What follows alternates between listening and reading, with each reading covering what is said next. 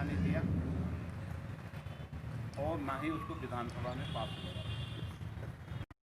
जनता पर अर्ज लगाए जाएं। यहाँ तक नहीं की, मैंने विकास किए हैं, विकास करता रहूँगा और जनता को निश्चित रूप से राहत देने का मैं हमेशा काम करता रहा हूँ। ये मेरे बारे में कहा भी जाता है और साथ ही ये भी कहना चाहता हूँ कि राजनीति मेरे न तो जहन के अंदर है और ना ही मेरे जो है शरीर के अंदर कहीं बसती है। जनता की सेवा करना मेरा लक्ष्य रहा है और जहाँ तक ये नगर निगम में करों को लगाए या थोपे जाने की बात है, ये माननीय मुख्यमंत्री यानी उत्तराखंड सरकार ने बहुत ज़ोर से चिल्ला कर कहा था कि वोट हमें दो और आपका 10 सालों तक कोई कर नहीं लगेगा, ये मैं नहीं आप लोग समझा। उसके बाद एक और आदेश आता है कि इसमें स्वर का निर्धारण किया जाए। एक और आदेश भी जो है अंडर कंसिडरेशन था कि एक मुफ्त यानी वन टाइम सेटलमेंट करते हुए लोगों के घरों से टैक्स वसूला जाए। इन दोनों में उन्होंने जो है स्वकर को जो है निर्धारित करने का एक आदेश जारी किया, जिसको 25 फरवरी 2020 में नगर आयुक्त, क्योंकि उनके रिप्रेजेंटेटिव होते हैं राज्य सरकार के, उन्होंने उसको जो है बोर्ड में रखा और उसको अपनी सहमति के लिए जो है इन पार्षदों के सम्मुख रखा। वो जो ये कहते हैं कि ये पास हो गया, वो पास नहीं हुआ था, नंबर 1, क्योंकि जब तक दूसरी बैठक में उसकी पुष्टि नहीं होती तब तक वो पास नहीं माना जाता है। ये किसी भी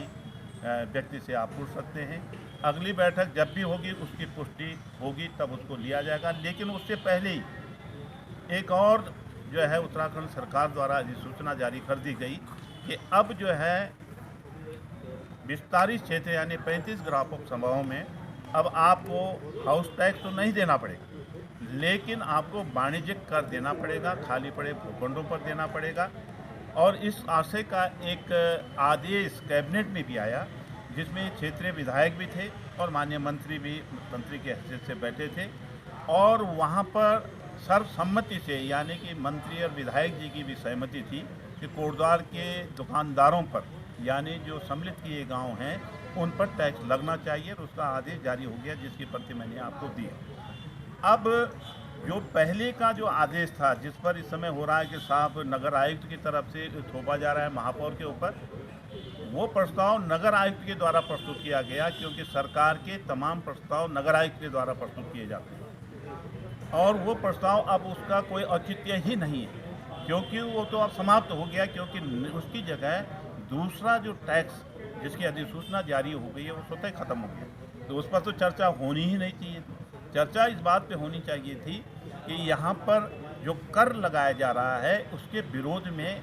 और आपत्तियाँ अधिक से अधिक दर्ज होती और अगर 80% व्यवसायियों ने भाबर क्षेत्र के जो पहला था